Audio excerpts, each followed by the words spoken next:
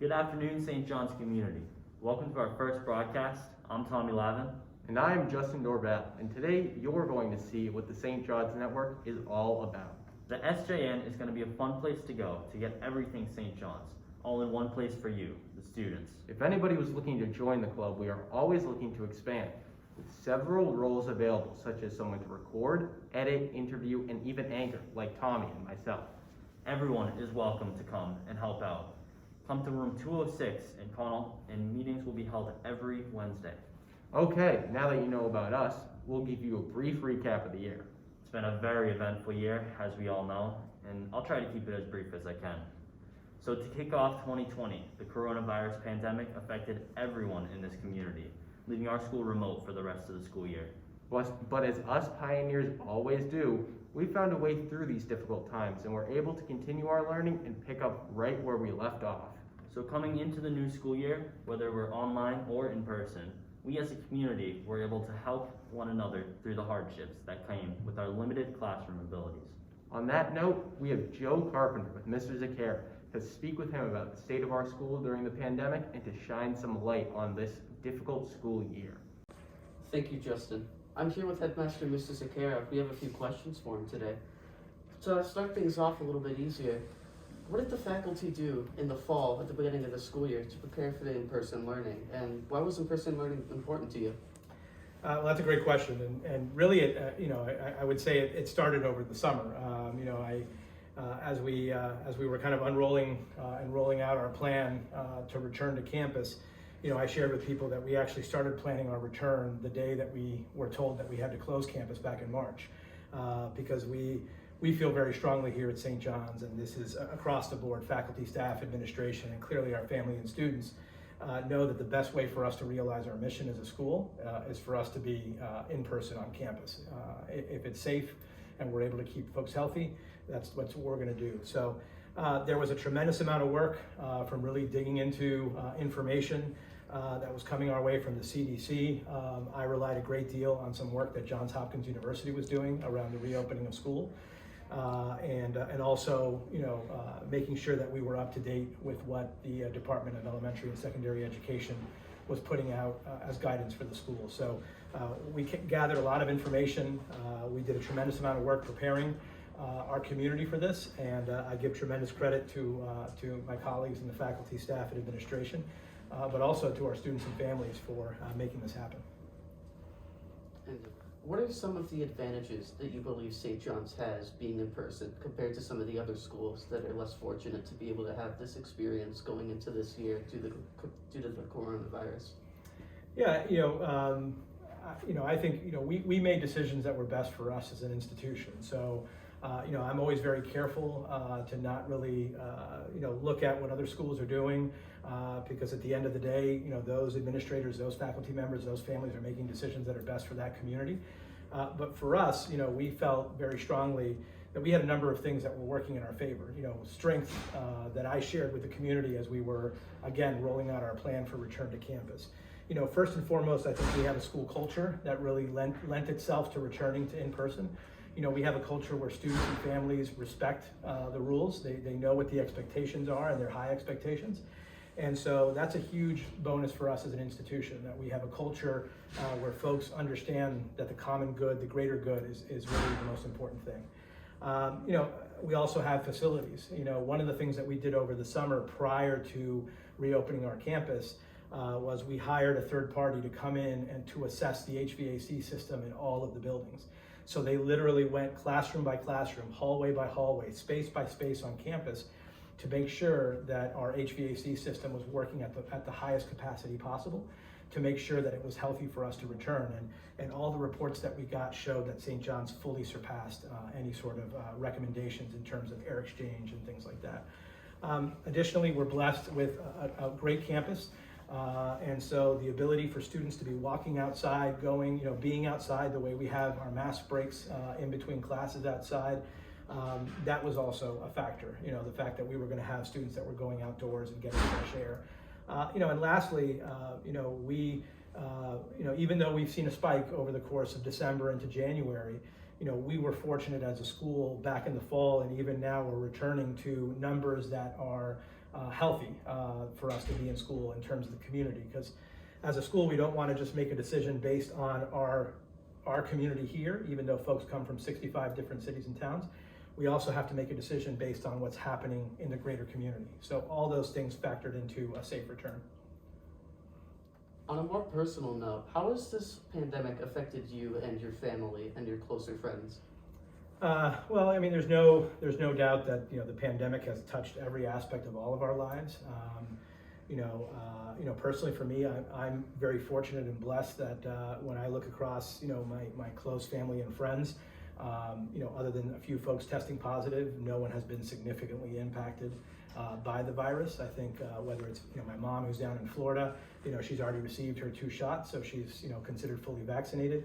But it's been difficult for her because she really, other than kind of walking the neighborhood to do her exercise, she really hasn't left the house very much, and she's a pretty social person, so it's very difficult.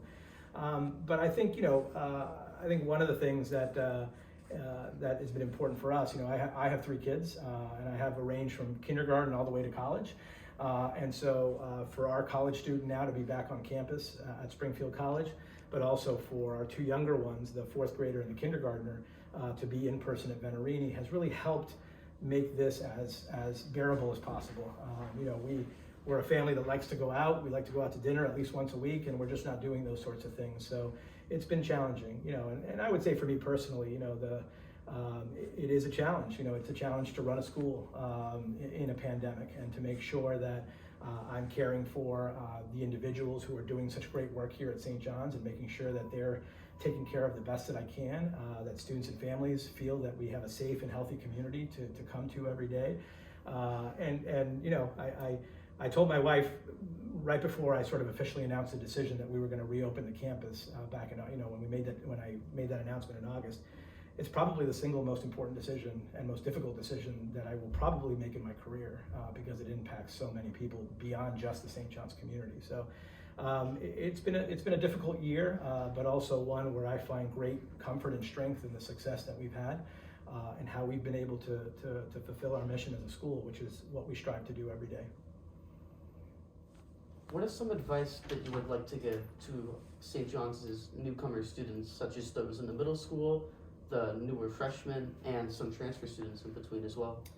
Yeah, again, we experienced a lot of enthusiasm for folks to come to St. John's. I think obviously a lot of it has to do with our history and our tradition and our culture here of excellence. But also I think families were looking for an opportunity for their student to be in school full time, as we've been since September. But I recognize, with our freshman class, class of 2024, but also our brand new middle school students, they have yet to experience St. John's in sort of the truest sense. I think we are doing an amazing job with the challenges that we face on a daily basis, but I'm eager for them to see the St. John's that so many, thousands and thousands of our alums have enjoyed for so long, for decades. And so, my advice to them is be patient. Right, that while we as a school have done a lot of great things this year to make sure that folks are healthy and safe, there is so much more to St. John's. The opportunity to go on Kairos, to go on retreats as a class, the opportunity to attend. It breaks my heart when I'm sitting in the gym watching our basketball team play, and there are 15 people in the stands when usually there's 500 people in the stands really enjoying that spirit. Or watching our students perform virtually as opposed to a packed J Theater. And for us not to be able to gather in prayer and to celebrate the Eucharist and Mass, as much as we've done a great job doing those things virtually and in smaller communities and groups, it's such a special place when we're all able to gather and kind of share in that pioneer community. And so that's what's coming. And I say the same thing to our students that are coming to St. John's next year. They will have a chance to, I think, experience St. John's in the way we traditionally do things and the way we love to do things. What are some of the challenges that the pioneers have faced in the past, and how have they overcome these challenges? Well, I was a history major in college, so one of the things I like to do is immerse myself in the history of wherever I am, whether it's growing up in South Florida to moving to Central Massachusetts when I attended Holy Cross, and having moved between Connecticut and Massachusetts most of my adult life. one of the things I did when I started here at St. John's 5 years ago was to start really immersing myself in the history of St. John's. And this school has overcome so many challenges in the past, and really have overcome them because of the great community that supports this place. It's one of the many things that makes St. John's a unique experience, I think, in central Massachusetts. It's just these thousands and thousands of alums and past parents and current parents and students who are coming together to create something wonderful. When you look at when the brothers first arrived in Worcester in 1898, there were 4 that arrived, including Brother Robert Traynor, who the middle school is named after. Of those 4, only Brother Robert was here the second year, right? So in that first year, they already had changeover of almost everybody on their teaching staff. And so working through that, but also seeing the growth of the school in Worcester, up until the early 60s. But then the vision of the brothers, right? I mean, imagine you have a school that has a waiting list.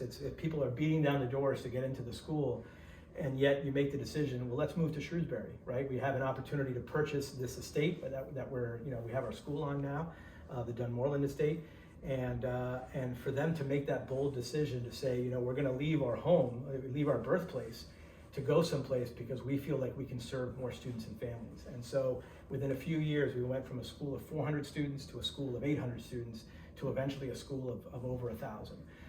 And so that's overcoming challenges. But even in Worcester, something that is amazing, I learned that in the 1920s, there was a serious fire that happened in the school building on Temple Street.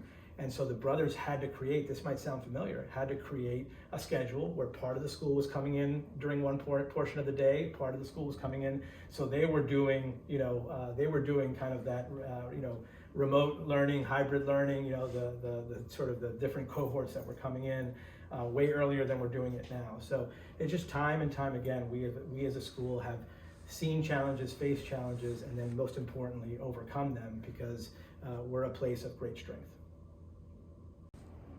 What is the current plan that you all have as the faculty to help students transition from not being able to come into online, both the students that haven't been able to come into school in person for almost over a year now, and those who have decided to stop coming into school in person and to temporarily be online?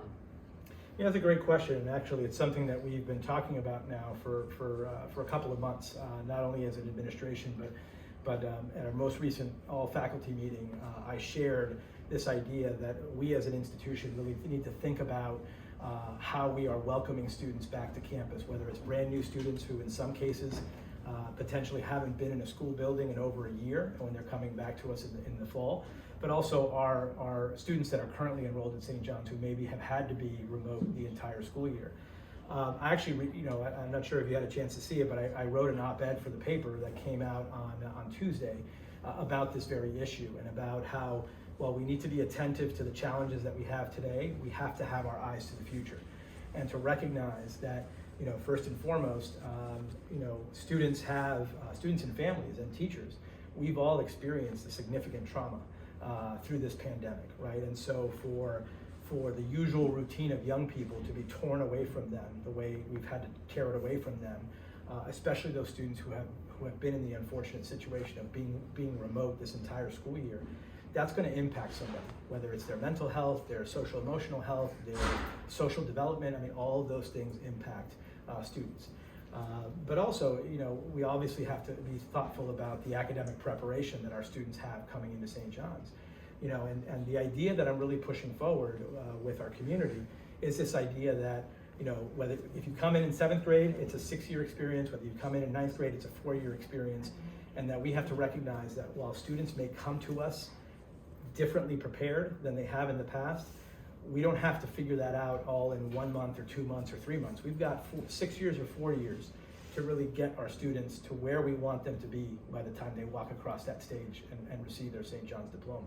So that's our goal, right? It's going to be a long process to get students to overcome those challenges that they face this year.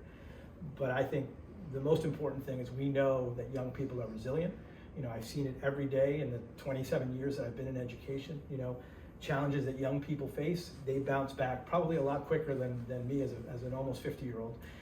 bounces back. So I'm confident we'll be able to do it as an institution, and I know that our students and families are going to do it. Thank you, Mr. Zakara. It really has been a different year, but there's still some of it left, so let's make it count.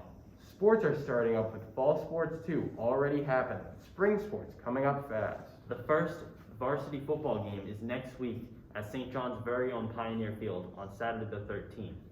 And the day before that, we have a professional development day so that our players can get ready for the big game. I'm definitely sleeping in on that day. On the 16th, there's an open house, so I encourage anyone who isn't already a member of the St. John's community to check that out. And if you would like to know more, stop by the St. John's website for more details. The brand new middle school is getting their day off from the raffle drive on Friday the 19th after they blew the seniors out of the water in this year's Pioneer Drive. They really showed up this year, and I have high hopes for the future of the middle school here at St. John's. And juniors have SATs coming up on the 24th, which is an important step in the college process. Shortly afterwards, Q3 grades close, and we enter the home stretch of the school year. Already? This year is going by fast, and pretty soon, the class of 2021 will be graduated, and the class of 2022 will step up and be the new seniors of St. John's. Can't believe I'm almost a senior. High school really flies. And that's all the news we have for you today. You can expect more videos from us and other members soon. These videos will include club showcases, updates on sports, and fun stops around the campus. And more videos like this one. Let us know what videos you would like to see from us next. There's a poll at the end of this video for potentially upcoming broadcasts. Thank you all for watching, and we hope to see you next time on the St. John's Network.